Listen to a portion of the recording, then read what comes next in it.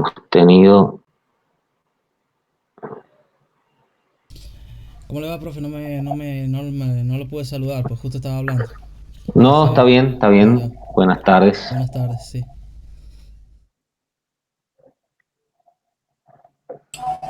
Buenas tardes, profe. Buenas. Bueno, ya hay uno, dos, tres, cuatro, cinco. Tenemos casi la mitad del plantel. Bueno, vamos a ir comenzando despacito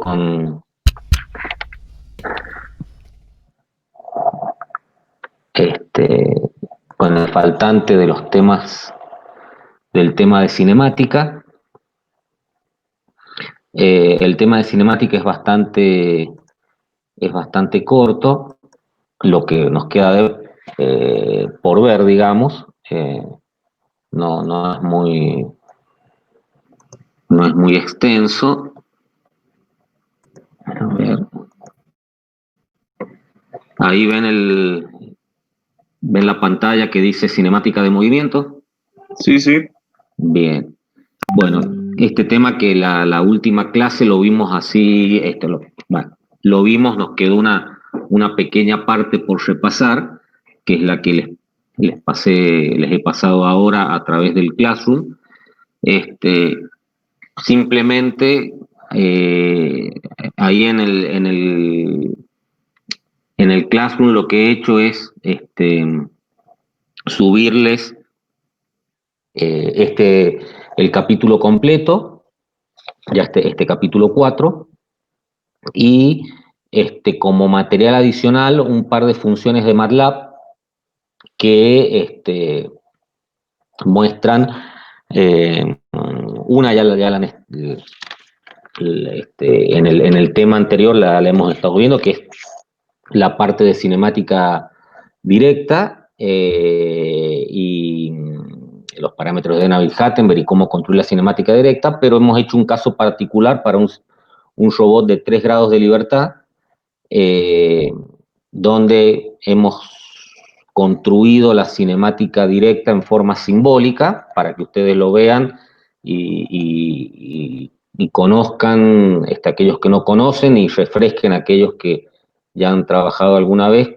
en MATLAB con el toolbox simbólico de cómo se puede armar una función y operar con ella. En esa función hemos agregado de cinemática directa, hemos agregado al final este, un, unas líneas que me permiten, si bien digamos, no he resuelto la cinemática inversa en un solo procedimiento, lo que hago en esas líneas es mostrarles cómo se plantean las ecuaciones con el toolbox simbólico, cómo se plantean las ecuaciones matricialmente para poder resolver la cinemática inversa, que es lo que mostramos la clase pasada en un PDF escrito en manuscrito, digamos. O sea, las ecuaciones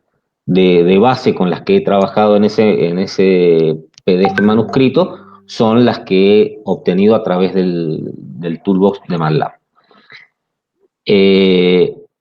Y nos quedaba por ver una explicación bastante corta de cómo, de la parte de cinemática de movimiento.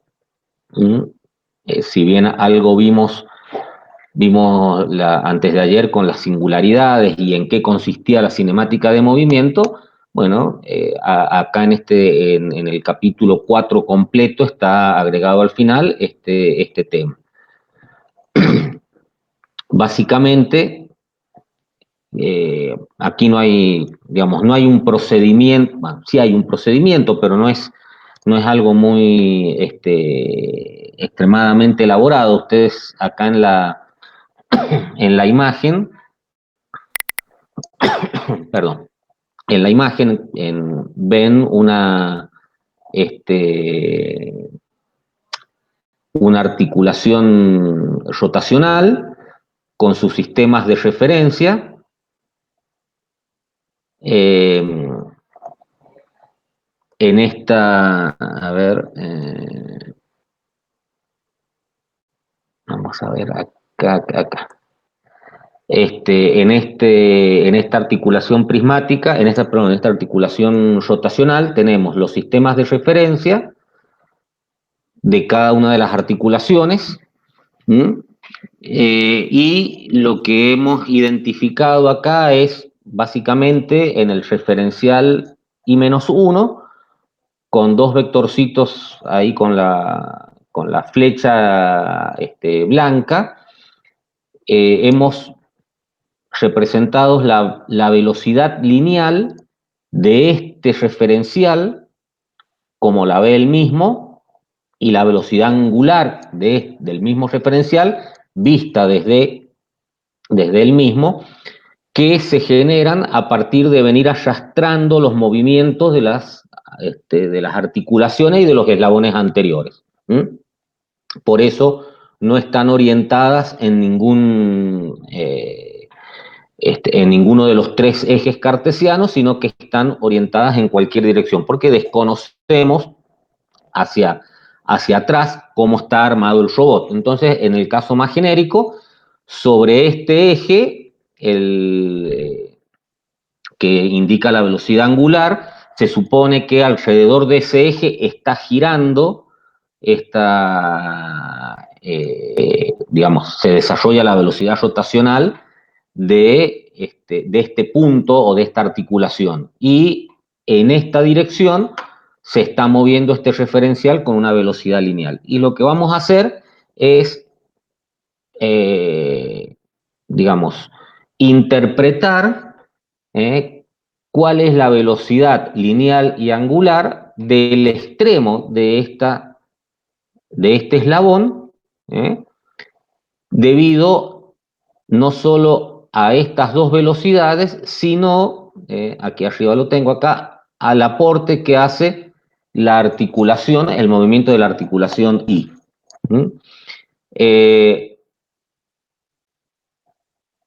Básicamente, digamos, esto es una cuestión vectorial, por ahí es mucho más sencillo explicarlo con ustedes en el pizarrón, porque puedo ser más gráfico en cuanto a los movimientos, pero básicamente la velocidad, acá está puesto, digamos, la velocidad rotacional del referencial I, vista desde este referencial, desde el I-1, dice la ecuación acá, que es el aporte que tiene la velocidad, digamos, o mejor dicho, la velocidad rotacional del referencial I respecto al I-1, básicamente es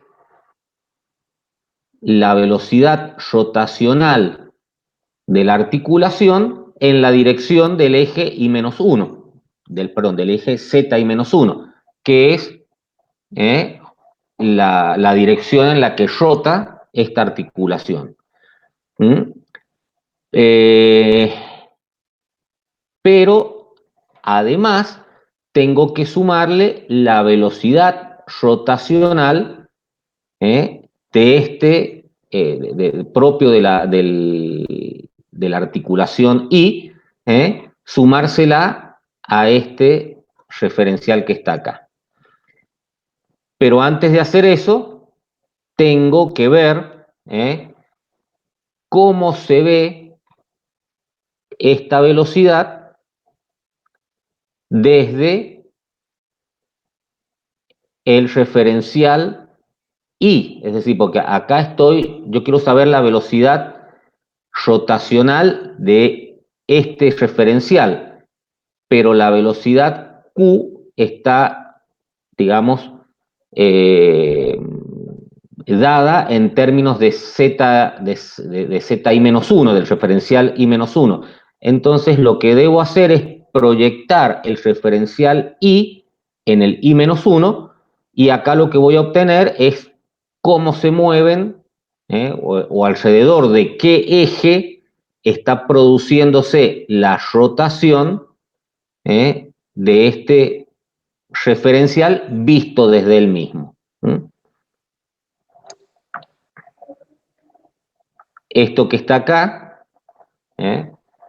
es el resultado final de esa tarea. Es decir, acá estoy viendo la velocidad rotacional del extremo del robot, del extremo del referencial I, debido a la articulación I, el aporte de la velocidad rotacional de la articulación I-1, o por dicho, del referencial I-1, y todo proyectado o visto desde el referencial I. O sea, acá en esta rotación lo que estoy viendo es el referencial I-1 desde el I. Entonces lo que estoy haciendo es trasladar este movimiento rotacional, trasladarlo a este referencial. Visto así, parece complicado, y realmente lo es, porque al ser vectorial y matricial, la simbología no ayuda mucho a visualizarlo, pero ya van a ver que cuando uno lo tiene que aplicar es bastante sencillo. Y con la velocidad lineal sucede lo mismo. Es decir, la velocidad lineal del extremo del referencial I visto desde el I-1 es fundamentalmente, como es una articulación rotacional, es la velocidad angular de la articulación por la distancia, es decir, esta velocidad angular por la distancia a la que se encuentra un referencial del otro. Esa rotación me va a dar la velocidad tangencial acá. Y a esa velocidad tangencial le tengo que sumar, o a esa velocidad lineal le tengo que sumar la velocidad lineal del mismo referencial I-1. Pero acá lo estoy viendo todo desde el I-1. Si lo quiero ver desde el I, tengo que rotar o llevar, hacer la rotación para ver ir desde el referencial I hasta el I-1. Y esta es la otra ecuación que nos permite resolver la cinemática del movimiento, o el vínculo entre velocidades de cada articulación. Cuando la matriz, cuando la articulación es prismática o traslacional, las ecuaciones son estas que están acá, donde lo que cambia es, digamos, la velocidad, digamos, de una articulación prismática no aporta velocidad rotacional, y en la velocidad lineal se repite la fórmula que teníamos antes, nada más que se le agrega la velocidad lineal de esa articulación.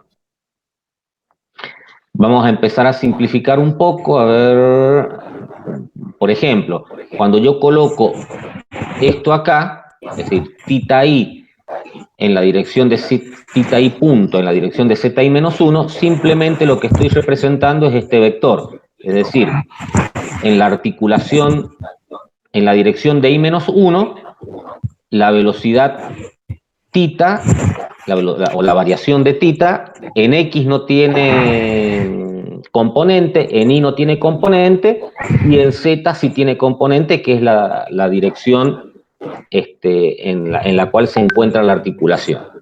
Y en la forma para la prismática sucede lo mismo acá.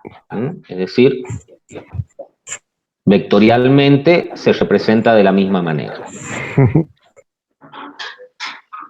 ¿Esto para qué nos sirve? Bueno, nos sirve para encontrar lo que se denomina la matriz jacobiana. La matriz jacobiana, como les dije la otra vez, es una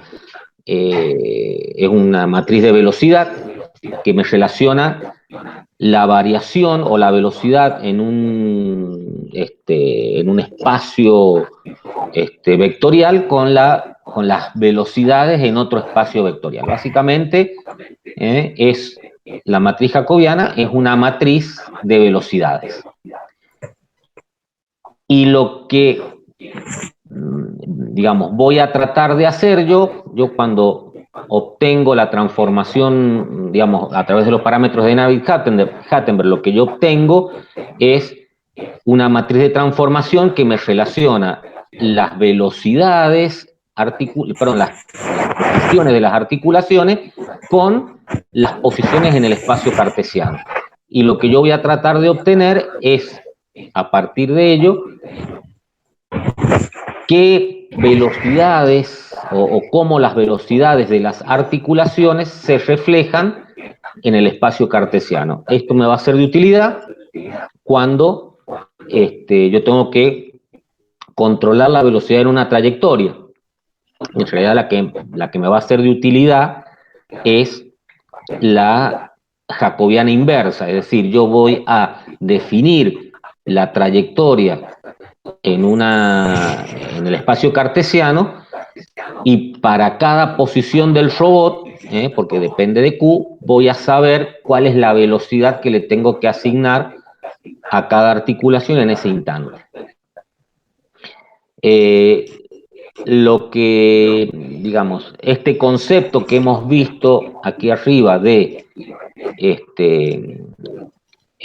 relación de velocidades lineales y angulares entre referenciales se denomina propagación de la velocidad, y lo que me va a permitir es, en general, en particular, encontrar en un robot de n grados de libertad cómo es la velocidad del extremo del robot a partir de las velocidades de las articulaciones. En la bibliografía, en general, si bien cuando hablan de la matriz jacobiana, nosotros partimos de la transformación homogénea que nos da esto que está acá, pero en general estas tres ecuaciones últimas que están acá en la transformación homogénea no están expresadas de manera explícita. Lo que tenemos es las componentes, digamos, lo que se expresa es la proyección del versor del extremo del robot sobre los versores de la base del robot. No tenemos una función que nos diga cómo varía el ángulo alfa entre el versor U del extremo y el versor X de la base, una función que nos diga cómo varía el versor B del extremo con el versor Y de la base, y así sucesivamente. Entonces, en la bibliografía nos van a plantear, fundamentalmente cuando intentamos resolver la cinemática inversa, que siempre la van a resolver para estas tres variables, o sea, para las velocidades lineales en X y Z. ¿Por qué? Porque en la matriz de transformación homogénea, estos tres vectores, o estos tres elementos, son el vector de posición, y sí, cada uno me representa la posición en X respecto a las variables articulares, en Y, la posición en Y respecto a las variables articulares, y la posición en Z respecto a esas variables articulares. Lo que nosotros vamos a elaborar, o lo que les voy a mostrar yo acá en una función, aplicando esto que hemos visto acá, es cómo obtener la matriz jacobiana para cualquier robot, y vamos a encontrar no solamente las velocidades lineales, sino también las velocidades angulares. Vamos a irnos, a ver, esperen un segundo, vamos a cambiar de pantalla, si es que me deja esto, a ver.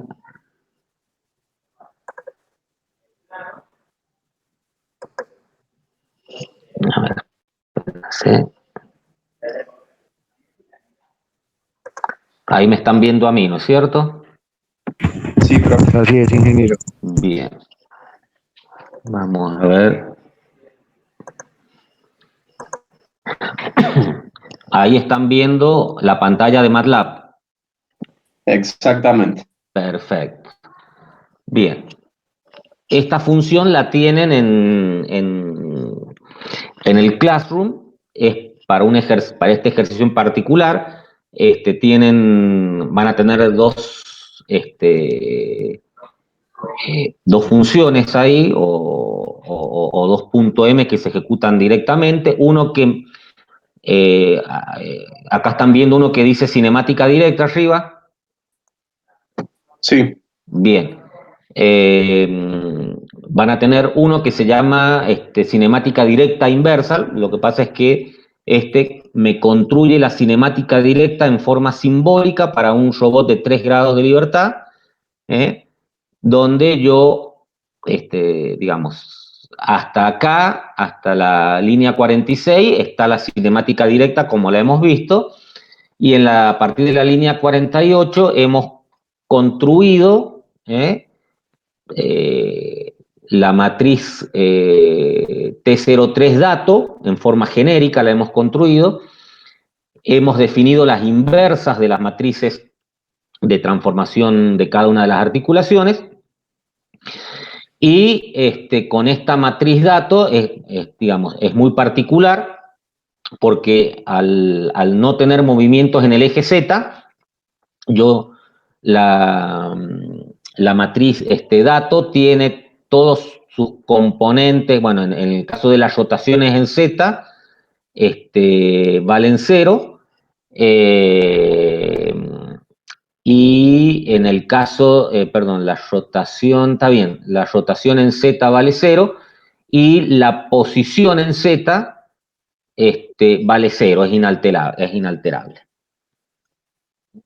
Que sería, a ver, espérense, sería, acá tengo X y acá, esta de acá sería la posición en Z, que vale 0. O sea, es muy particular por el robot, pero nos permite trabajar con este robot perfectamente. Y lo que he hecho acá es, digamos, el planteo de la cinemática inversa premultiplicando o postmultiplicando. Y acá lo que obtengo son las dos matrices para la primer postmultiplicación y las dos matrices para la segunda postmultiplicación.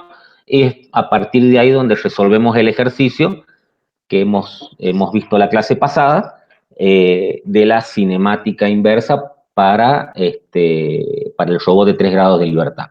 Pero esto se los doy porque es para que ustedes tengan una herramienta que les ayude a simplificar el trabajo. ¿Por qué? Porque es muy común, no solamente en robótica, en cualquier otra área de control, cuando las funciones o las ecuaciones son muy extensas y aparecen muchos senos y cosenos,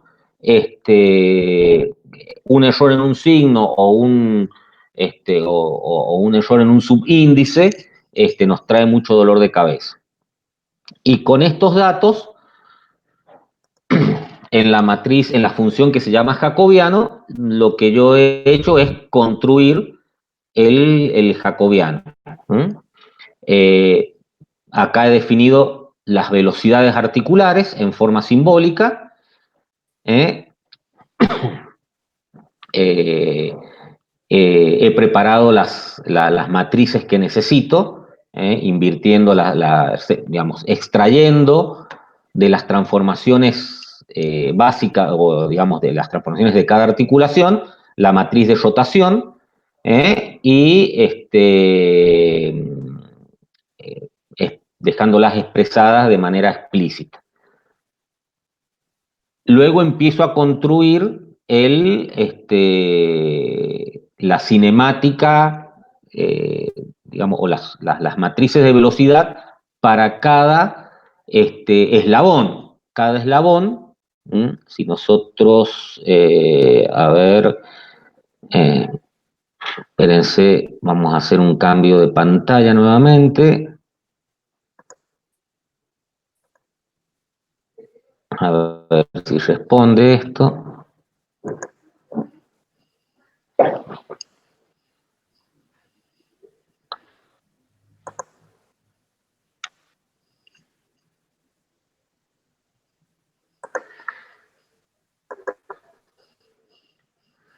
Ahí estamos otra vez en el PDF.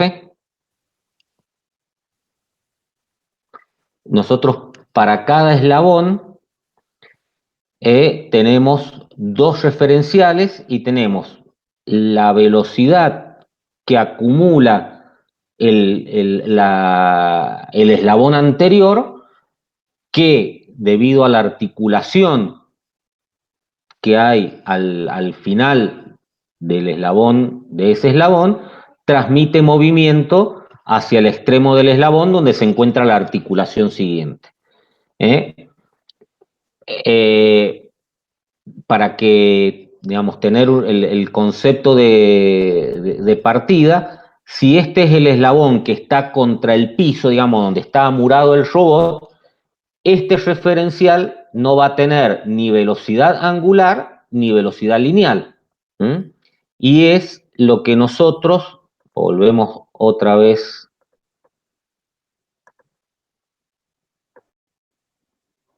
a nuestra aplicación de MATLAB.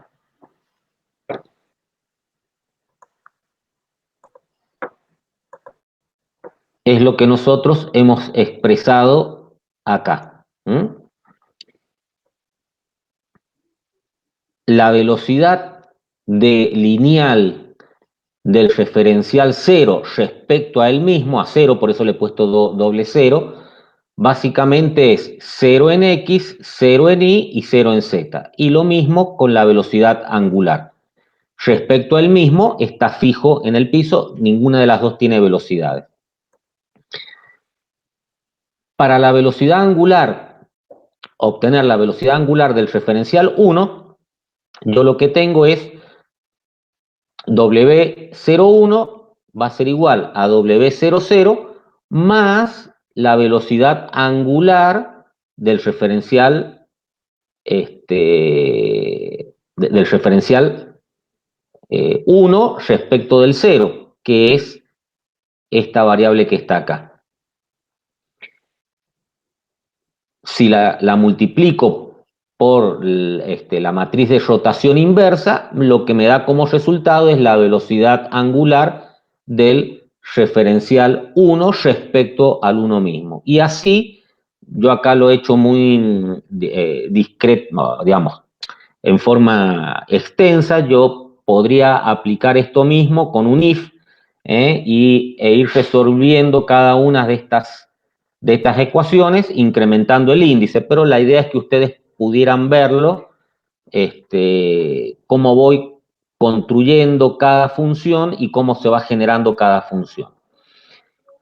Cuando llego al final del extremo del robot, yo voy a obtener que la velocidad del extremo, digamos, del referencial 3 respecto a él mismo, es este resultado que va a estar acá. Que si yo lo quiero ver desde la base, simplemente lo que tengo que hacer es multiplicarlo por la rotación que me muestra el referencial 3 visto desde la base.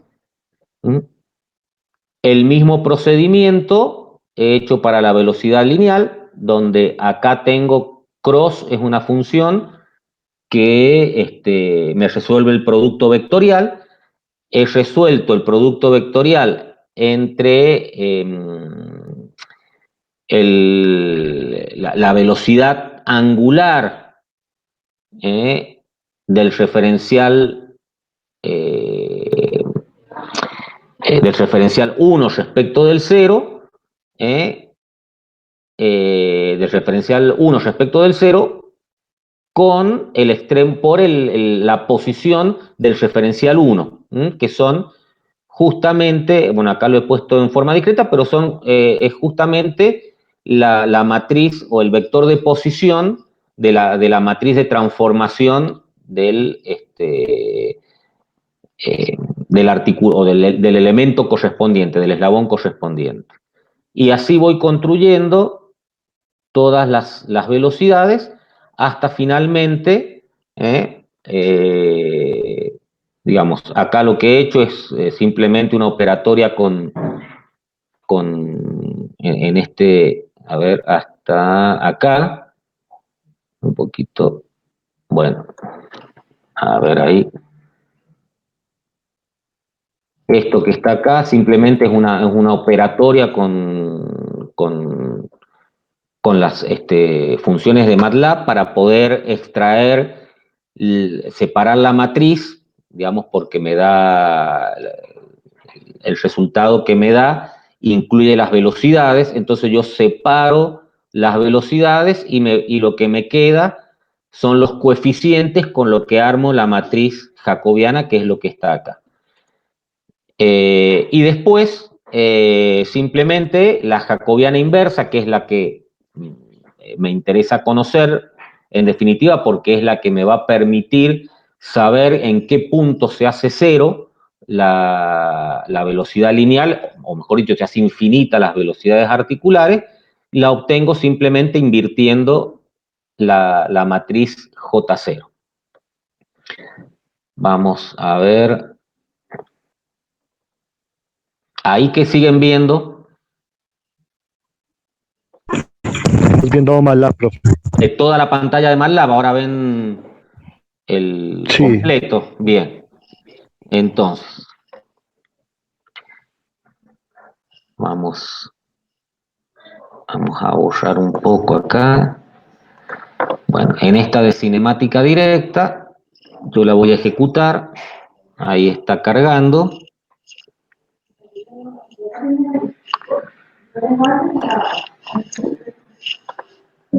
Bueno, ahí está construyendo la cinemática directa, armó el robot, ahí construyó el robotito, y aquí terminó armándome las ecuaciones simbólicas que yo voy a utilizar para resolver el robot. Acá tengo la primer postmultiplicación y acá tengo la segunda postmultiplicación.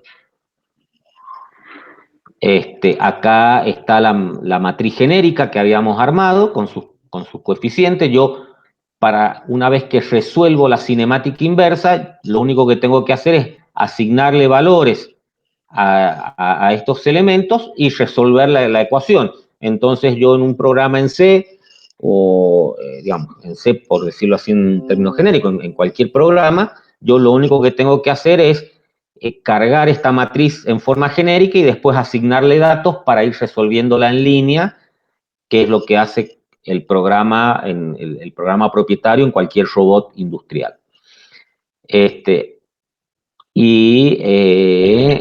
Bueno, acá está todas las matrices que yo he utilizado para resolver, digamos, estas ecuaciones que están acá.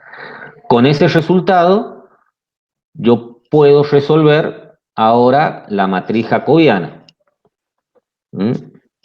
Acá me dice que las velocidades articulares van a ser dQ1, dQ2, dQ3 y B y W, digamos el equivalente a omega, van a ser las velocidades cartesianas. Acá está la velocidad de la base del robot, ahí están las dos velocidades. A partir de ahí obtiene la velocidad, la velocidad angular 1,1. La 2,2, como es lógico, es la suma de las dos. Y la 3,3, bueno, la suma de las tres. Y finalmente la velocidad rotacional o angular vista desde la base me da lo mismo. Lo mismo hago con la velocidad 1,1, con la 2,2 y con la 3,3. Y finalmente obtengo la velocidad lineal 0,3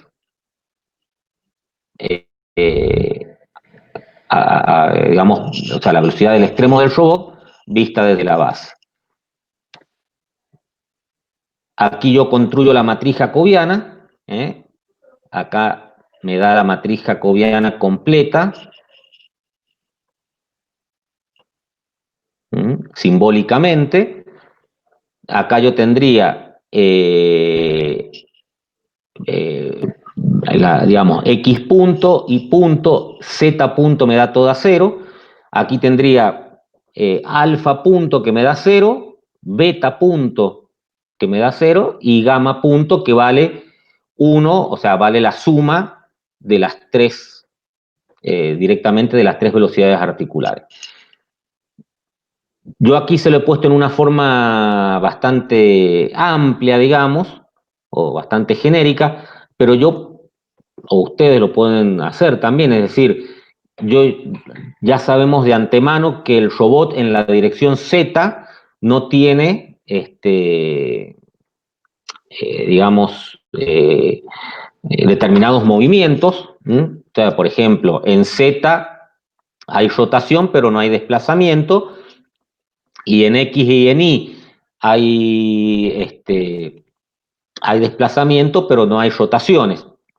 Entonces yo puedo anular estas tres filas que son 0 y reducir el tamaño de la matriz. Acá queda de 6 por 6, reducirla, perdón, queda de 6 por 3, reducirla a 3 por 3.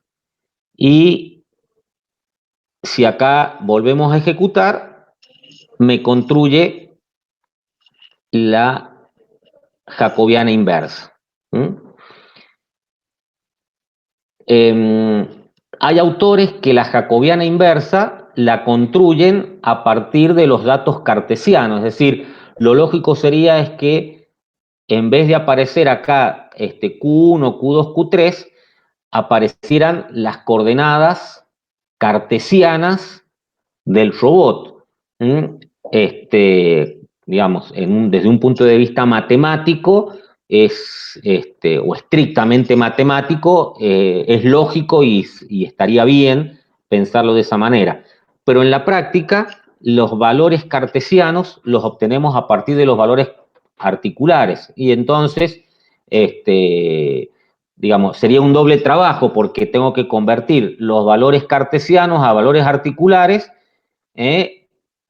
para después aplicarlos acá, cuando directamente lo que puedo aplicar son los valores articulares en esta ecuación.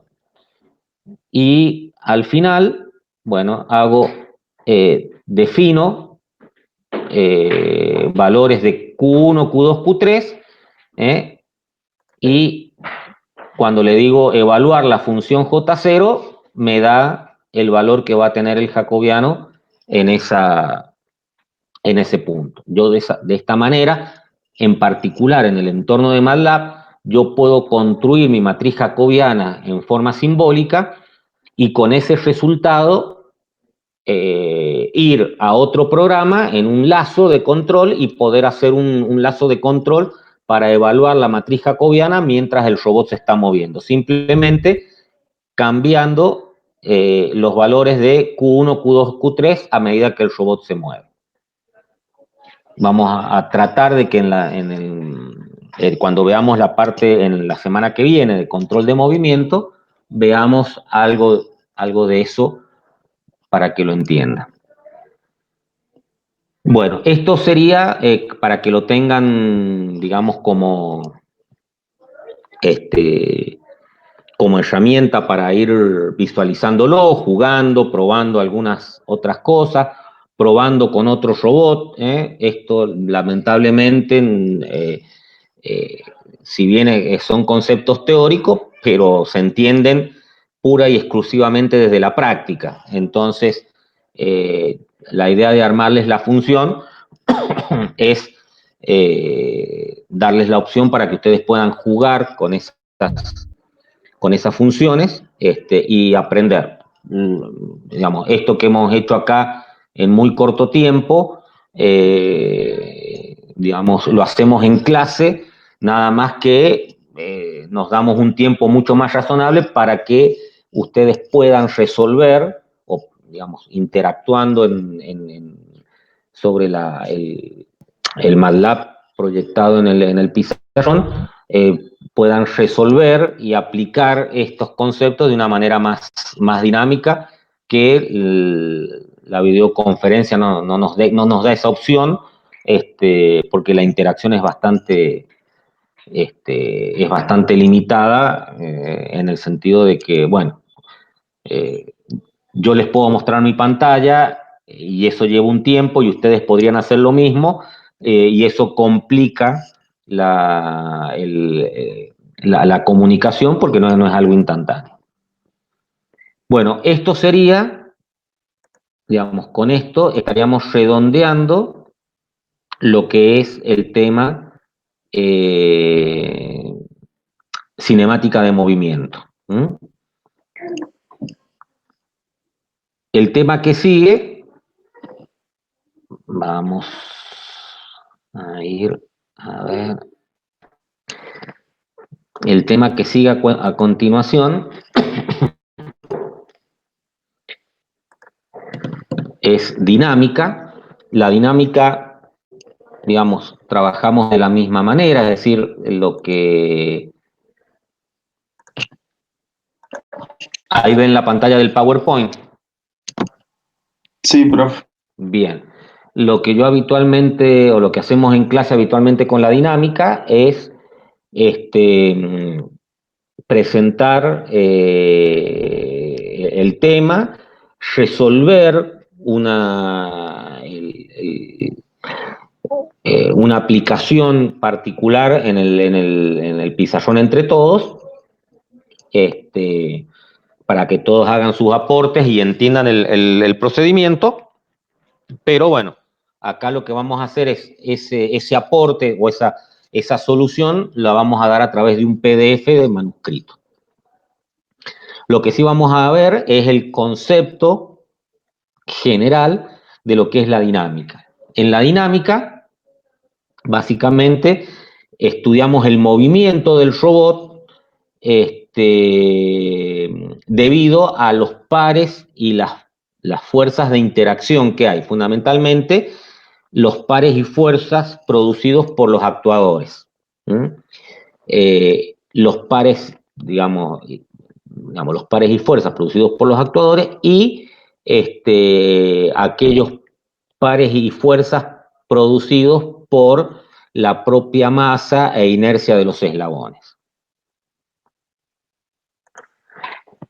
Acá tenemos también dos problemas que resolver: el problema dinámico directo y el problema dinámico inverso. En el dinámico directo, lo que vemos es cómo se mueve el extremo del robot a partir de que aplicamos valores de pares y fuerza en los actuadores.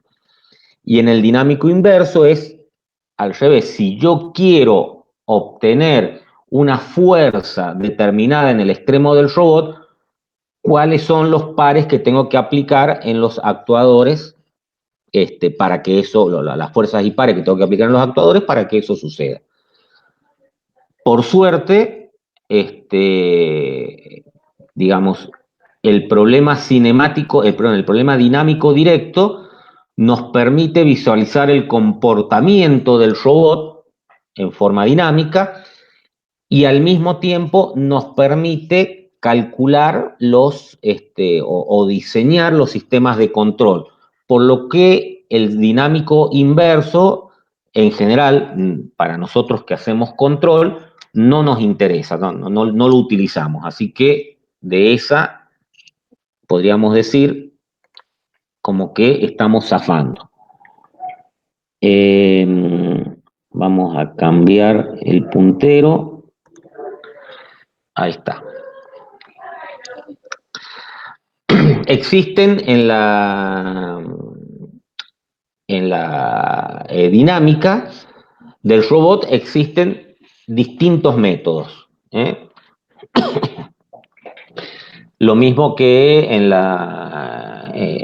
en parte para la solución del jacobiano, existen métodos numéricos que son iterativos, soluciones cerradas, que es una expresión analítica, y soluciones recursivas, que son soluciones analíticas digamos, pero que utilizan, digamos, como punto de partida valores numéricos para poder resolverla.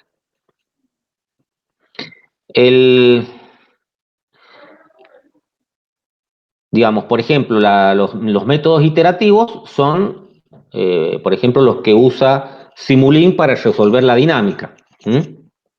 Nosotros colocamos en una función de transferencia, colocamos los parámetros de esa función y MATLAB los va resolviendo en forma numérica.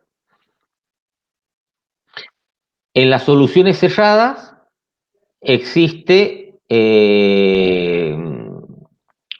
un método que se lo conoce, que es el enfoque de la solución, como método de Lagrange, que lo que hace es estudiar el balance de la energía a través de una función que se llama el lagrangiano. Ya vamos a ver de qué se trata. Y el otro caso es, que es una solución recursiva, es el método de Newton-Euler, que lo que hace es estudiar el balance de fuerzas y pares. Básicamente estudia o parte del concepto de que la sumatoria de las fuerzas es igual a masa por aceleración y a partir de ahí empieza a resolverlo. Espérense que no... está bien. No me acordaba cómo seguía ahora, pero básicamente para que tengan, digamos, una idea de en qué consiste, el método de Lagrange lo que me permite es identificar distintas partes de la dinámica con sus propiedades. Esa es la parte, por decirlo de alguna manera, bonita que tiene el método, pero desde el punto de vista matemático genera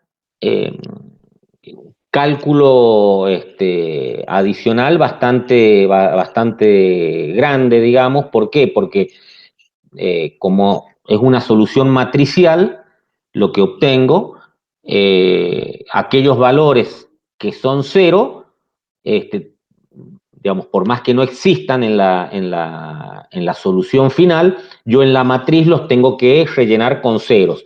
Y esos productos generan espacio y generan cierta complicación a la hora de operar. En el de Newton-Euler, la ventaja que tiene es que lo que es cero no existe. Directamente no aparece. La desventaja que tiene es que digamos, no me separa o no me entrega o no me agrupa la solución en matrices que tengan propiedades particulares. O sea, me deja la solución, es una ecuación con una ensalada bastante grande, y desde el punto de vista matemático, desde el punto de vista numérico es más chica que la de Lagrange, pero desde el punto de vista matemático tengo que operar y trabajar mucho para poder extraer propiedades y características de esa ecuación. En general, como a nosotros en control nos interesa conocer esas propiedades, vamos a trabajar con Lagrange. Pero de todas maneras, para que tengan una idea, bueno, ya lo vamos a ver en las próximas diapositivas, pero para que ustedes tengan una idea, si yo resolviera, vamos a ver un ejemplo enseguida, donde es un robot de 2 grados de libertad, que creo que ocupo 2 páginas o 3 páginas para resolverlo, por la forma de Lagrange. En la de Newton-Euler, solamente la primera articulación o el primer eslabón me ocupa 3 páginas para resolverlo. Por eso es más engorroso, digamos, el planteo, más allá de que después se van simplificando y hay muchas cosas que se hacen cero, pero en el punto de partida, el método de Newton-Euler es mucho más extenso, mucho más engorroso y no me deja ver con facilidad las soluciones. En la formulación de Lagrange definimos la función que se llama el lagrangiano. El lagrangiano es un escalar que, digamos, en términos del robot, es la energía cinética del robot debida a la posición y velocidad de cada una de las articulaciones, menos la energía potencial debido a la posición de cada una de las articulaciones.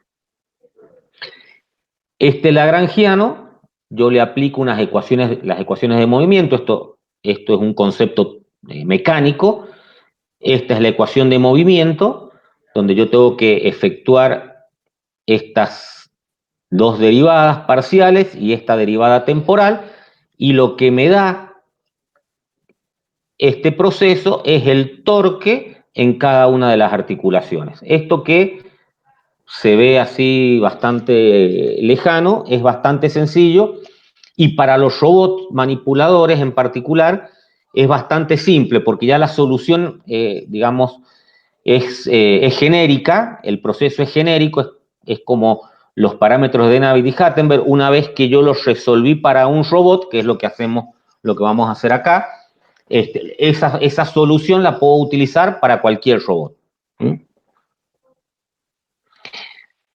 La energía cinética del robot es la sumatoria de las energías cinéticas de cada eslabón.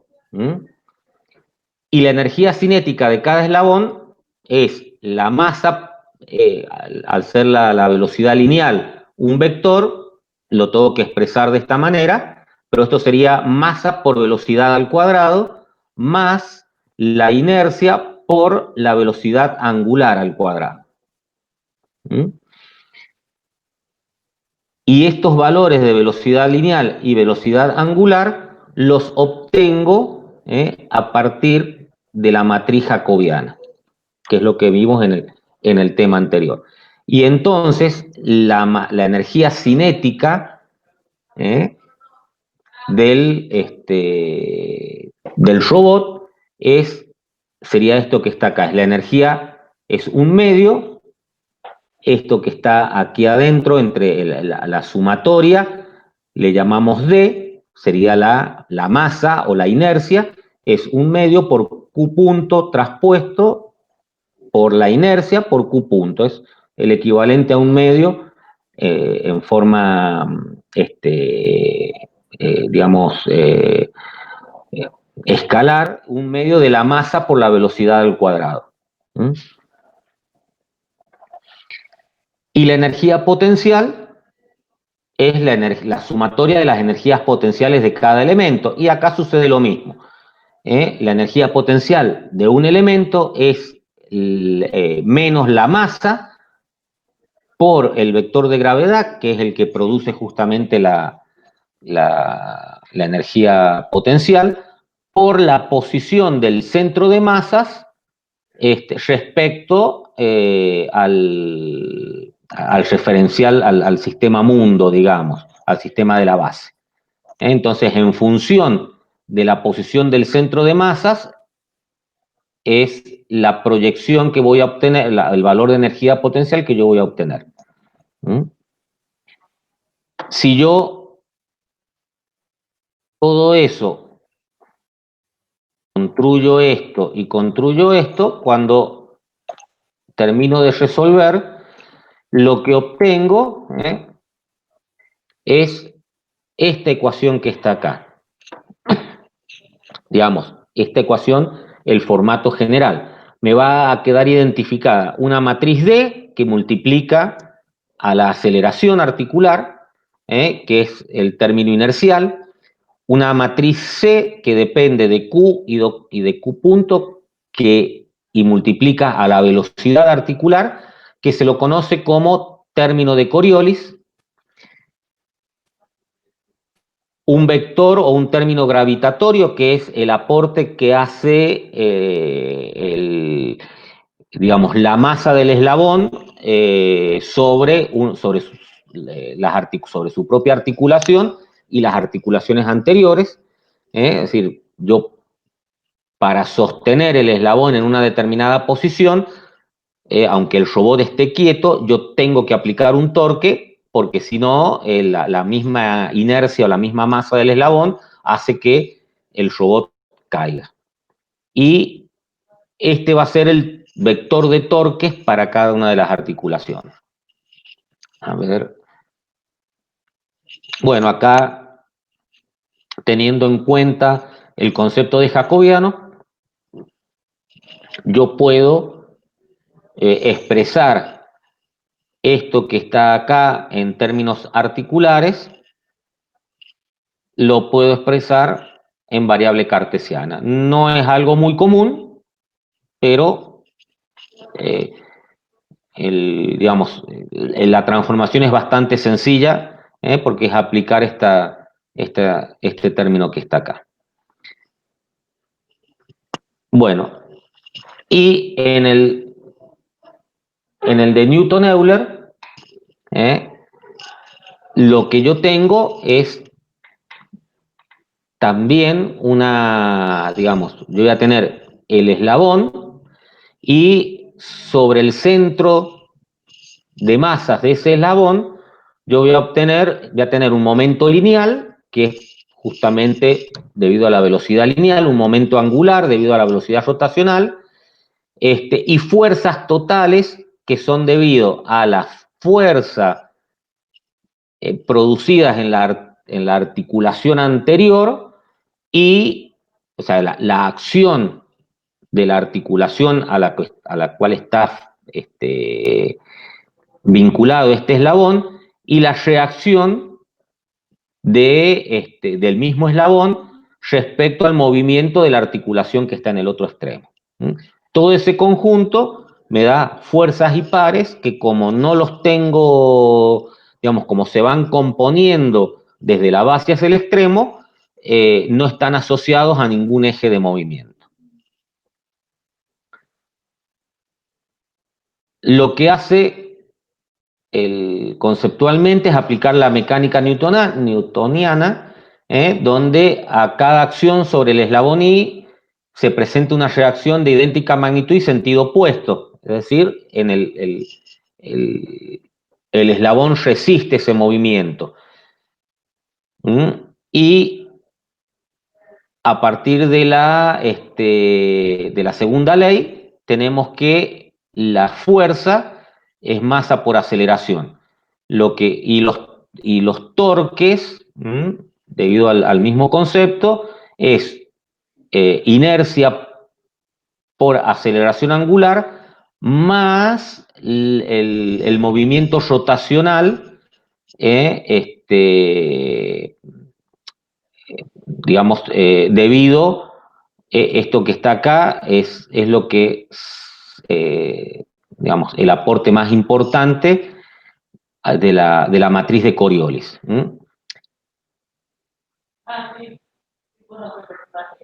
El proceso, a ver si acá está. Bueno, el proceso tiene dos etapas. Una parte que es hacia adelante, donde yo voy a establecer o voy a construir todas las sumatorias de fuerzas, de fuerzas y torques en función de la masa de cada uno de los eslabones y de las aceleraciones de cada uno de los eslabones. Y hacia atrás, lo que voy a hacer es despejar los valores de aceleración y velocidad que van a necesitar esos eslabones para poder soportar estas fuerzas. Básicamente, bueno, acá no está escrito, pero imagínense que tenemos el eslabón, el eslabón de la base. Entonces yo voy a tener, mejor dicho, el primer eslabón, no el eslabón de la base, el primer eslabón. Yo voy a tener que el primer eslabón, debido a la articulación 1, tiene esta fuerza, la fuerza que va del eslabón de la base hacia el eslabón 1. pero debido a la articulación 2 y a los elementos y al eslabón 2 va a haber una fuerza que se opone a ese movimiento, que es la del eslabón 2 sobre el 1. Y el movimiento va a estar determinado por la aceleración que tenga y por el efecto de la gravedad. En esta ecuación que yo tengo acá, esto va a ser mi incógnita.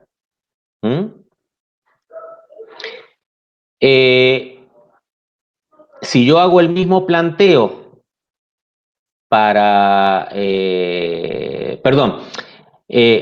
esto que está acá va a ser mi incógnita. Esto yo lo estoy midiendo o lo puedo obtener a partir de los encoders.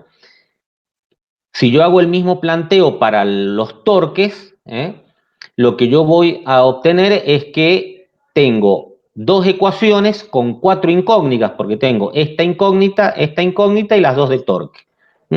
Nos quedemos con esta que está acá solamente y tengo una ecuación con 2 incógnitas. Como tengo 2 incógnitas, no lo puedo resolver. Entonces paso a la articulación siguiente y siempre voy a tener este problema, salvo cuando llegue al extremo del robot, donde en el extremo del robot esta componente no existe. Porque en el extremo del robot no hay elemento I+1. Y entonces, recién en el extremo del robot, voy a poder resolver esta fuerza. Esta fuerza la voy a trasladar hacia atrás al eslabón anterior y voy a poder resolver la otra fuerza que tenía esa ecuación como incógnita. Entonces, esto que está acá hacia adelante y hacia atrás es ese proceso que está escrito acá. Primero tengo que construir todas las ecuaciones desde la base hacia el extremo del robot y después, desde el extremo del robot, empezar a resolver todas las fuerzas hasta llegar a la base del robot. Por eso es tan, si bien el resultado final es más compacto en esta formulación, el procedimiento para obtenerlo es más extenso. Bueno, ¿qué dificultad tiene el tema de la dinámica? Que nosotros en general no lo hemos visto hasta ahora. El problema real en un robot es conocer la masa real de cada eslabón, el centro. ¿Perdón? ¿Alguien preguntó algo? Te escucho entrecortado. No, creo que fue que alguien entró con el micrófono encendido y lo apagó. Ah, bien. Pensé que era alguien que estaba entrecortado. Bueno, la dificultad que tenemos nosotros es que no conocemos los valores reales de las masas de un eslabón, dónde se encuentra el centro de masas y cómo se distribuye la masa a lo largo de ese eslabón.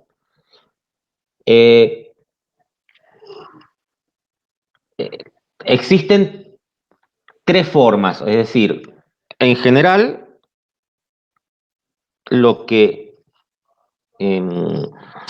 hacemos desde el área de control es considerar a la masa de cada eslabón como un punto concentrado en una posición determinada, que es esto que hicimos acá. Hemos considerado el punto medio y como la coordenada de la masa que está concentrada ahí. Pero esto no es real. ¿Por qué? Porque primero que generalmente en uno de los extremos del eslabón están los actuadores. Y entonces los actuadores tienen una masa adicional que hacen que este centro de masas no esté en el medio, sino que esté desplazado hacia un extremo. Lo cual, como yo no puedo desarmar eslabón por eslabón, porque en realidad el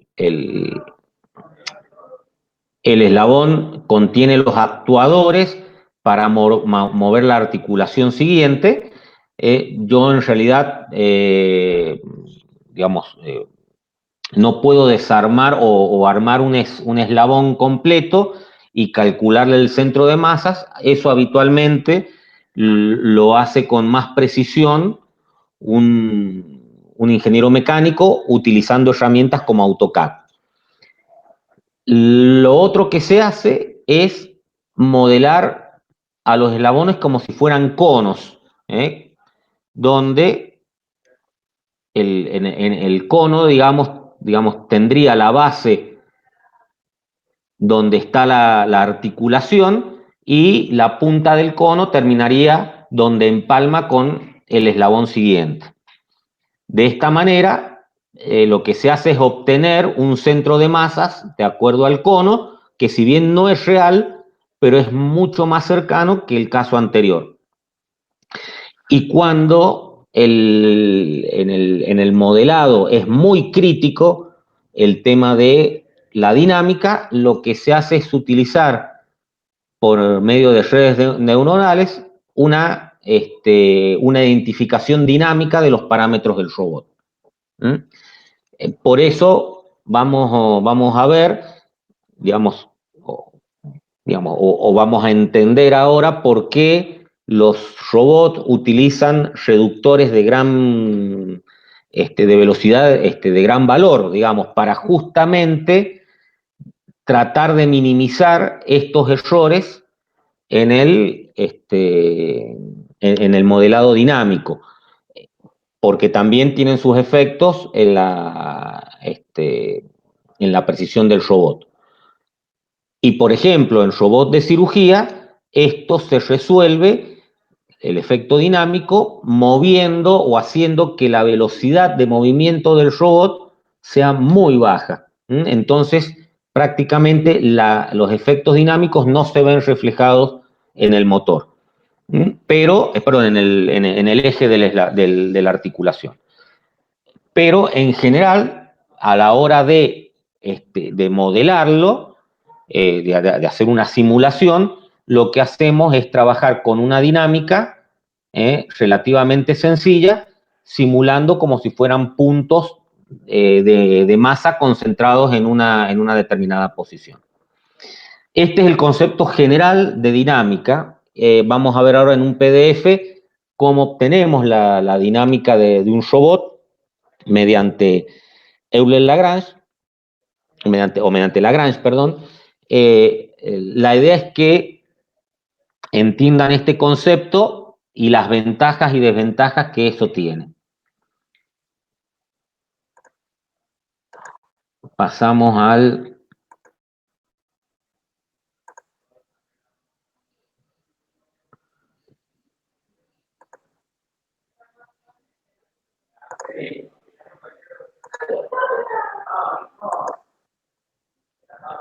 Esto Simulink lo tiene resuelto de una manera bastante sencilla, digamos. Ya se los voy a pasar después en un PDF, pero Simulink básicamente lo que hace es la dinámica, incorporarla en un vector dentro de los mismos parámetros, dentro de la misma función con la cual construimos Denavit-Hattenberg, los parámetros de Denavit-Hattenberg. Entonces, ahí tenemos la dinámica del robot incorporada. Y vamos a ver, o van a poder ver ustedes ahí cómo funciona la dinámica. En la formulación de Lagrange, nosotros dijimos que, acá está, teníamos el lagrangiano y las ecuaciones de movimiento, que podíamos relacionar la velocidad articular con las velocidades del extremo a través del jacobiano.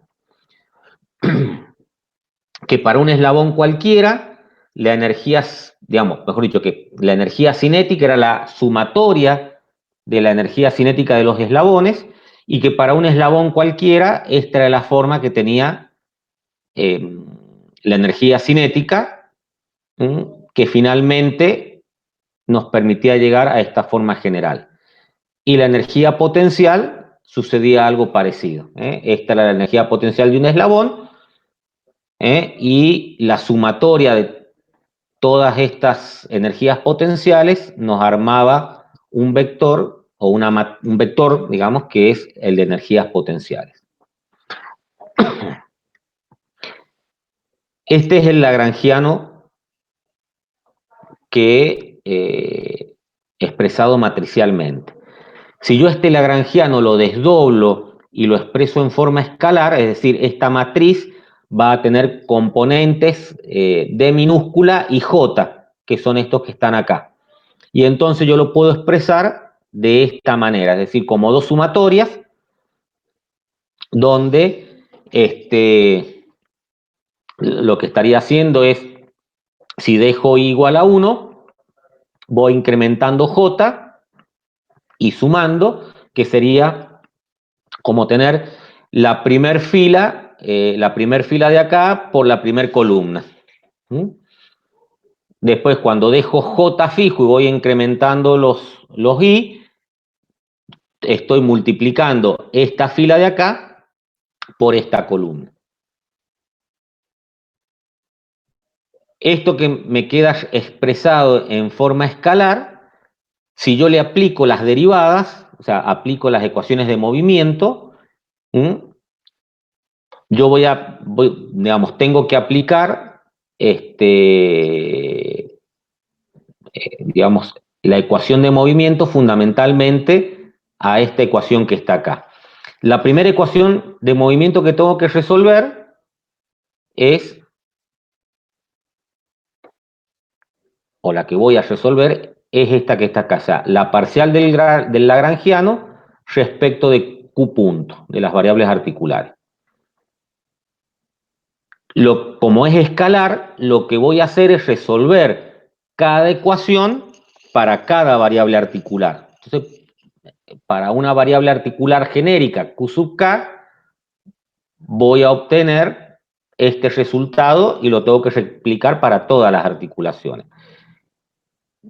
Entonces, esto que tengo acá me va a dar, o sea, la parcial de esto que está acá respecto de Q punto, como la energía potencial no depende de Q punto, vale 0 esta derivada, y esto que está acá es como tener D y J por Q punto al cuadrado, porque es QI, QJ, y entonces este primer elemento queda de esta manera, es decir, la sumatoria para J igual a 1 hasta N de, en este caso, K quedaría fijo porque digamos, en qué momento,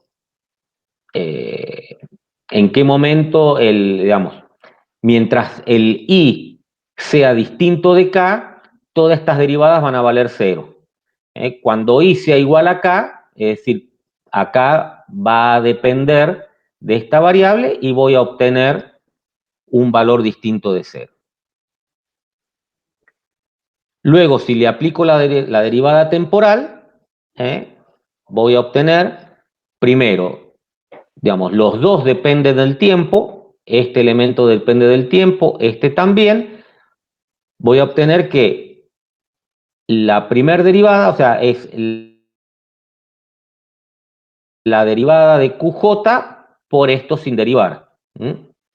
Me da Q2J, o sea, el valor de la aceleración para cuando D sea igual dk J y QJ sean iguales.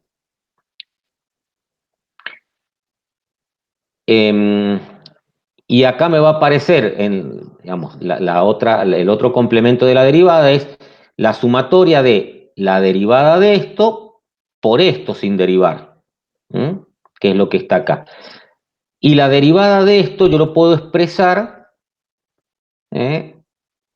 como la derivada de esto respecto de, o sea, de KJ, de DKJ respecto de QI por QI punto. ¿Se acuerda cuando vimos en el jacobiano? Yo acá no conozco cómo varía cómo varía QJ, lo que sí conozco, o cómo varía Q, lo que sí conozco es cómo varía Q respecto de T, no respecto de Q. Entonces, lo que hago es derivar respecto de Q y después a Q derivarlo respecto del tiempo. Y obtengo lo que está acá. Y después, la tercera derivada, que es esta que está acá, es la que resuelvo, perdón, es la que resuelvo acá, y digamos, da como resultado el lagrangiano derivado respecto de Q, va a ser solamente este term de IJ depende de Q, esto solamente va a ser la derivada, menos la derivada de la energía potencial respecto de Q. Yo tomo estos elementos, los tres resultados que obtengo, o sea, estos que están acá y este que está acá, y los ordeno en una ecuación, obtengo como resultado esto que está acá, donde tengo, por un lado, todo lo que está multiplicado por Q2 puntos, todo lo que está multiplicado por Q punto y lo que es término independiente. Esto que está acá es la matriz de inercia, es la D grande que obteníamos en la ecuación. Esto que está acá es lo que se conoce como la matriz de Coriolis, que tiene, digamos, como para destacar que el término que está entre paréntesis se lo conoce como símbolo de Christoffel. Y el símbolo de Christoffel es lo que determina la interacción entre fuerzas, entre las fuerzas actuantes en el robot y las velocidades de las articulaciones. Cuando I y J son iguales, las fuerzas que están interactuando son fuerzas centrífugas, es decir, aquellas fuerzas que hacen que el eslabón tienda a escapar de su movimiento rotacional. Y cuando I y J, cuando I y J son iguales, no sé si dije, creo que dije al revés, pero cuando I y J son iguales, son las fuerzas centrífugas. Y cuando I y J son distintos, son las fuerzas de Coriolis. Y las fuerzas las fuerzas de Coriolis, ¿qué son? Son las fuerzas de interacción entre dos objetos que tienen una masa distinto de cero y que se mueven en, digamos, sobre ejes o en direcciones distintas. Un ejemplo típico de las fuerzas de Coriolis es, por ejemplo, el agua cuando se va en un lavatorio, en una bacha de cocina, cuando uno lo llena de agua y destapa y deja que se vaya el agua, el remolino que se arma, mientras el agua se está yendo, es debido a las fuerzas de Coriolis. ¿Por qué? Porque el agua se mueve en una dirección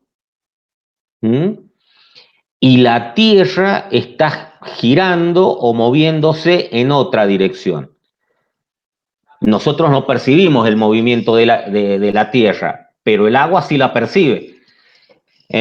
y esa fuerza de interacción, que a lo mejor es muy pequeña, produce ese remolino. Acá, en el hemisferio sur, ese remolino, si no me equivoco, es en sentido horario. En el hemisferio norte, ese remolino es en sentido antihorario. ¿Mm? Así es. Está bien correcto, entonces, no me acordaba bien cómo era. Y no tengo ¿cómo se llama? No tengo una bacha de cocina cerca para hacer el experimento. Esto que nos quedó acá, ¿m?, es la ecuación general dinámica de un robot manipulador. Yo, cuando quiera construir la dinámica de un robot manipulador, lo único que tengo que identificar es construir la matriz de inercia de ese robot y aplicar esta ecuación para resolver la dinámica. ¿Cuántas veces la tengo que aplicar? Y bueno, dependiendo de cuántos grados de libertad tenga mi robot, de cuántas articulaciones tenga, es decir, el I, el J y el K, fundamentalmente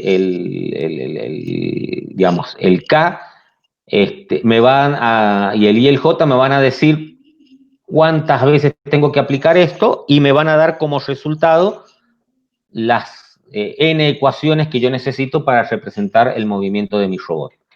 Esto que está acá, lo vemos, a ver, ese PDF lo están viendo, hay uno que dice dinámica y sale un robotito, Sí, prof. Bien, bueno, este es nuestro robot de 2 grados de libertad. Se me volvió a ir la manito, ahí está. Ven que yo tengo identificado el sistema de referencia de cada eslabón, dónde está el centro de masas, cuánto es la masa y la inercia, cómo son las posiciones de esos centros de masas, y con esas características yo lo que voy a hacer es construir la matriz de energía cinética de cada eslabón.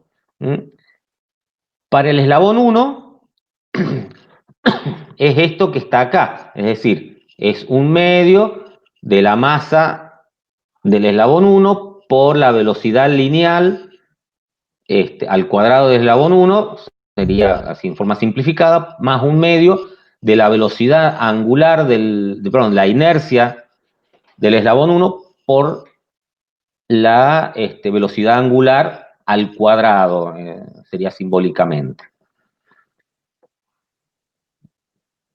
Del desarrollo que hice de cinemática, yo puedo obtener para cada eslabón cómo es la velocidad, la cinemática, que me permite ver la velocidad lineal de ese eslabón respecto a las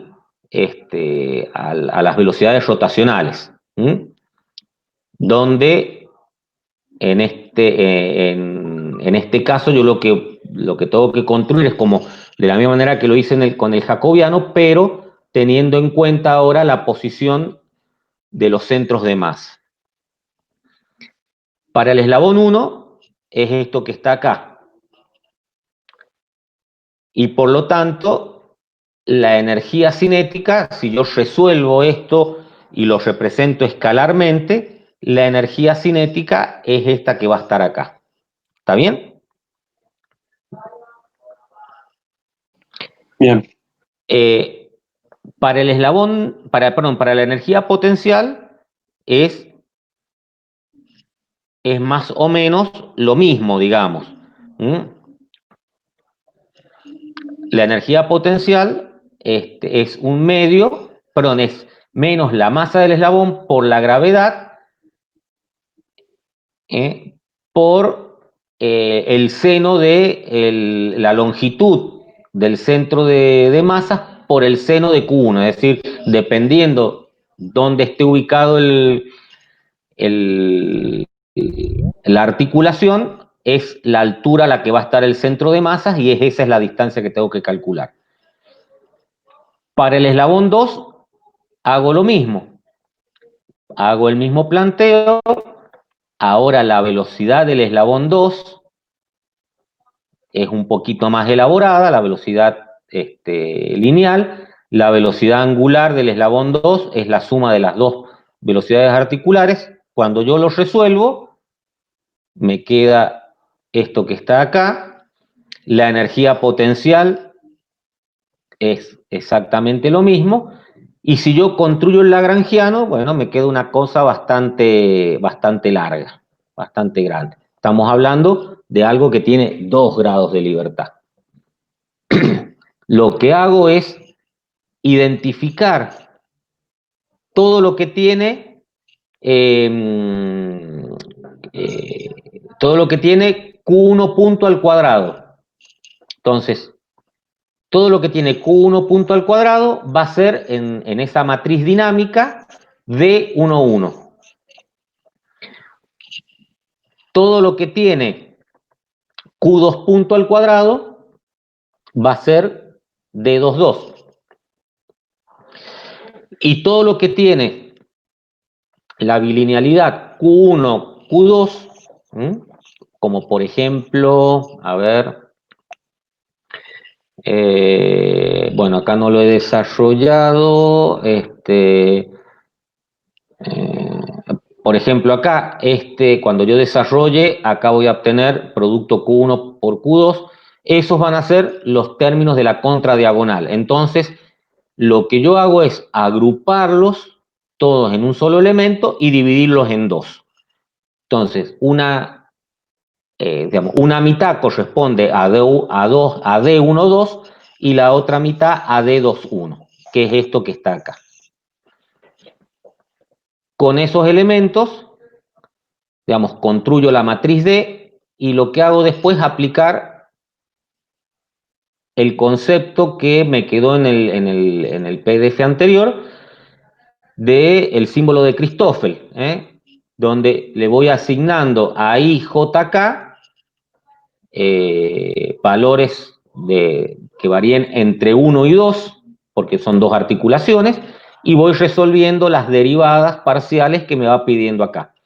Entonces, como son dos articulaciones y son 3 parámetros, me van a dar 8 elementos C.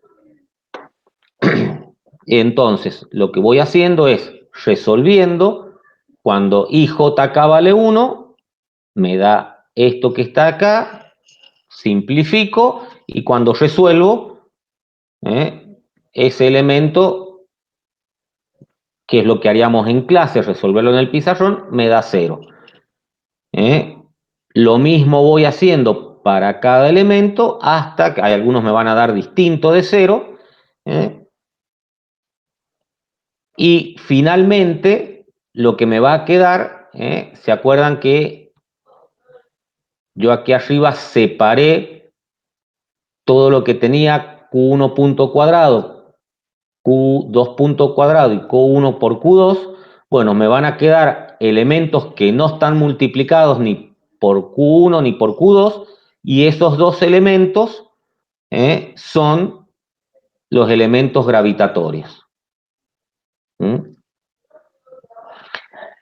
Luego ordeno matricialmente y lo que obtengo es la matriz, la ecuación dinámica del robot con cada uno de los parámetros. Si trabajo con un robot o con distintos robots de 2 grados de libertad, simplemente cambiándoles el valor de la masa, obtengo una matriz distinta. Si yo cambio de robot, trabajo con un robot que en vez de tener 2 grados de libertad, tiene 3 grados de libertad porque tiene 3 articulaciones, y bueno, debo replantearme la cantidad de elementos que va a tener esta matriz a partir del resultado que me dé esta nueva matriz dinámica, y resolver una sola vez todas las derivadas necesarias para obtener ese resultado. Como verán, no es que sea difícil, pero sí es, digamos, tiene su trabajo, su laboriosidad. Este mismo esquema o este mismo robot, resolviéndolo por el método de Newton, no lo he hecho, no lo he pasado en limpio todavía, pero el primer eslabón me ocupa 3 páginas. ¿Por qué? Porque tengo que desarrollar todos los productos que se dan en la sumatoria de fuerzas y después aparecen productos vectoriales de vectores que son colineales, y entonces el producto vectorial me da 0 y desaparece. Me dan productos escalares de vectores que son perpendiculares, y entonces me da 0 y desaparece, pero en el punto de partida todos esos productos hay que plantearlos y por eso se hace tan extenso. En cambio acá el método es más sistemático y por lo tanto más directo para encontrar la solución. El problema que,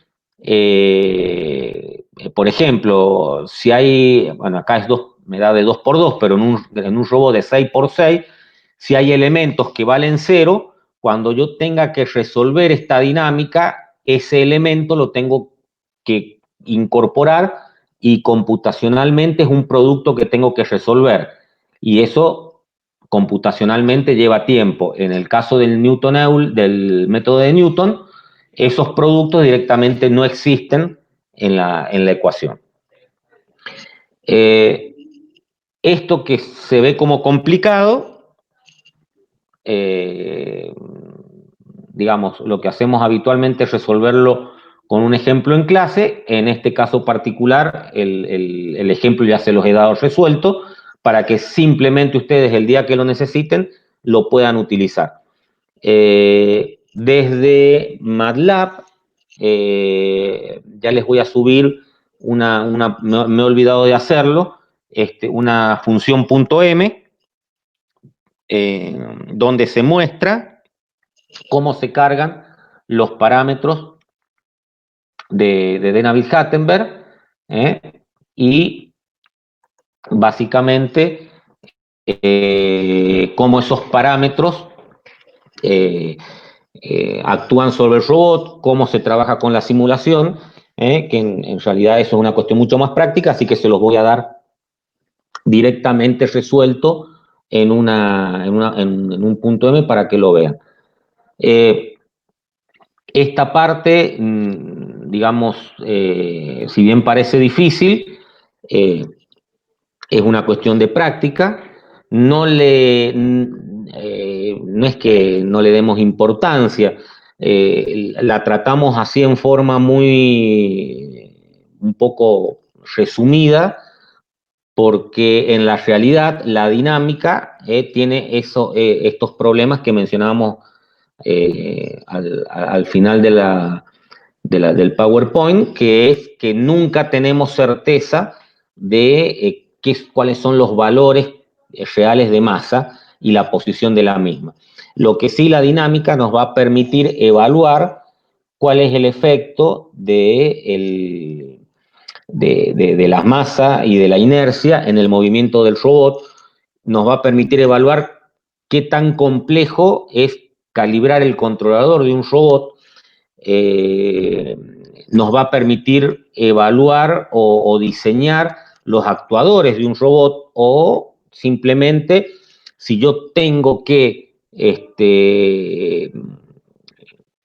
digamos, implementar un robot en una industria para una determinada tarea, yo voy a poder evaluar de esta manera cuál es la potencia que deben tener los actuadores para la tarea que necesito, y ver si el robot que he visto en internet o que he visto en el catálogo me es útil para eso. De la misma manera que vimos cuando vimos región de acceso y todas esas características, teníamos en cuenta para nuestra tarea las características de la región de acceso, es decir, que estaban dadas por la longitud de los elementos, de los eslabones, y el barrido que podían realizar las articulaciones. Bueno, ahora se agrega este elemento que es que la potencia de los actuadores soporte la tarea que vamos a realizar.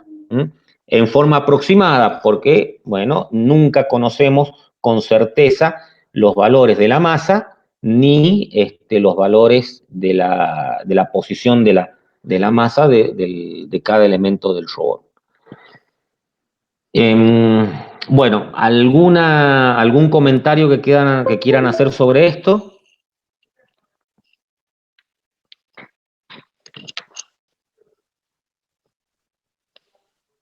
¿Nada?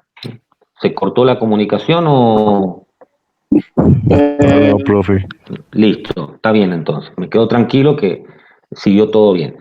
En el próximo tema, que vamos a ver la parte de control, vamos a tratar, si nos da el tiempo, no digo el próximo martes, probablemente el jueves sea, ahí vamos a ver un poco cómo integramos esto de los parámetros de Navier-Stoltenberg, la dinámica, la cinemática, la dinámica, la cinemática inversa, el jacobiano, para que vean ustedes en el lazo de control esto que hemos visto, qué importancia tiene desde el punto de vista del robot. O sea, todo esto que hemos visto hasta ahora es lo que está en programación dentro del robot, que nosotros lo vemos muy, muy distante o muy, muy simplificado, pero esto es lo que está del lado de adentro. Hasta acá es la parte, yo siempre le llamo la parte fea de la asignatura, porque es todo el desarrollo matemático, todo viene con desarrollo matemático. Si bien el tema que sigue, hay desarrollo matemático también, pero es mucho más sencillo, y empezamos a ver un poco lo que es la aplicación del robot en haciendo control, haciendo planificación, que es justamente el tema que sigue. Bueno, si no hay ningún comentario, ninguna duda, damos por cerrado el tema y nos encontraremos el próximo martes a la misma hora, en la medida de lo posible. Por mí no tengo ningún comentario. Bueno. Perfecto, profe. Bueno, si no hay dudas, el material ya está en el Classroom, así que lo pueden descargar.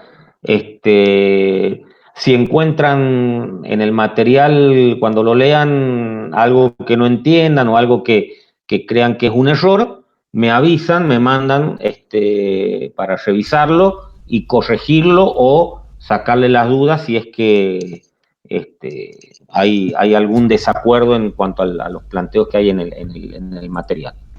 Bueno, nos vemos el próximo martes entonces. Y buen fin de semana. Creo que hay alguien con una pregunta. A ver. Una pregunta. Sí. ¿Vamos a evaluar en algún momento, profe, o cómo vamos a hacer? No, hasta ahora estoy evaluando con los prácticos. Sí. La idea es el martes próximo, si nos dan los tiempos, darles un trabajo más adicional, que es digamos, de la parte de control, porque la materia es muy práctica. Entonces, digamos, si hubiera sido una cursada normal, lo que tendríamos es un robot didáctico sobre el cual podemos trabajar, y lo que ustedes tendrían que haber hecho es diseñar el sistema de control en MATLAB o en Simulink para ese robot, y desde MATLAB y Simulink después conectarnos con el robot y ver si era verdad lo que habían hecho, si funcionaba bien. En este caso, como no tenemos el robot, o sea, no es que no lo tenemos, es decir, no podemos llegar al robot didáctico por una de esto del distanciamiento social y del aislamiento y todo esto, entonces no nos queda más remedio que hacerlo en formas de simulación. pero aún así, digamos, darles que hagan la simulación sin tener la posibilidad de una realimentación directa es bastante complejo, digamos, porque habitualmente lo que ustedes harían es decir, no me funciona la simulación, me voy con el pendrive hasta la computadora del profesor o me voy con la notebook hasta el escritorio del profesor y me pongo a ver ahí qué es lo que está bien hecho, qué es lo que está mal hecho, en qué me equivoqué, en qué me confundí, o qué me comí, y lo resolvemos en 1 hora, en 2 horas en clase de consulta. En cambio, de esta manera, en realidad, ustedes me mandarían el archivo, yo lo tendría que ver, ustedes me tendrían que contar cuál es el problema que tuvieron y yo a partir de eso tratar de interpretar qué es lo que les está pasando y tratar de resolver el problema. Y nos llevaría mucho tiempo eso, y entonces he optado por trabajar con estos ejercicios bastante sencillos, y la idea es hacer al final una calibración del robot, de los controladores, para que ustedes evalúen y hagan la planificación. Es decir, vamos a, digamos, la idea es que ustedes entiendan qué es lo que están haciendo y que se den cuenta de lo que están haciendo, y esa es la nota sobre la cual yo voy a trabajar para cerrarle. Tomarles un parcial, que es lo otro que solemos hacer, no tiene sentido, porque, digamos, a ver, les puedo armar un formulario de Google donde tomarles un parcial con un multiple choice, pero básicamente ustedes lo que tendrían que hacer es tomar el apunte y leerlo o ir leyendo en función de la pregunta que que les estoy haciendo.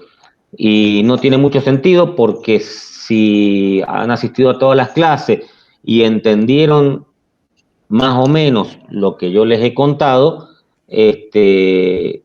lo que puedo colocar en un multiple choice son preguntas que están en los apuntes, y si los apuntes ya los tienen ustedes en mano, lo único que tienen que hacer es consultar el apunte mientras están llenando el formulario, lo cual no tiene mucho sentido para mí, porque, digamos, en definitiva es material que ustedes disponen, no es material, como les dije al principio, que tengan que sabérselo de memoria,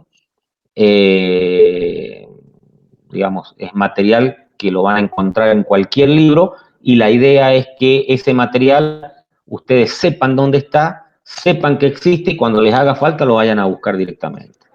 Así que la evaluación va a ser fundamentalmente sobre las cuestiones prácticas que hemos venido desarrollando. Gracias. Perfecto. Por nada. ¿Alguna otra duda? Bueno, antes de terminar, ¿qué es lo que les voy a comentar? Digamos, lo que sí vamos a mantener es la promocionalidad, o sea que sí, todos los trabajos que han entregado en la nota final, creo que era más de 80 la promoción, no me acuerdo, pero si mantenemos ese nivel, directamente van a promocionar, o sea que no van a tener que ir a examen final.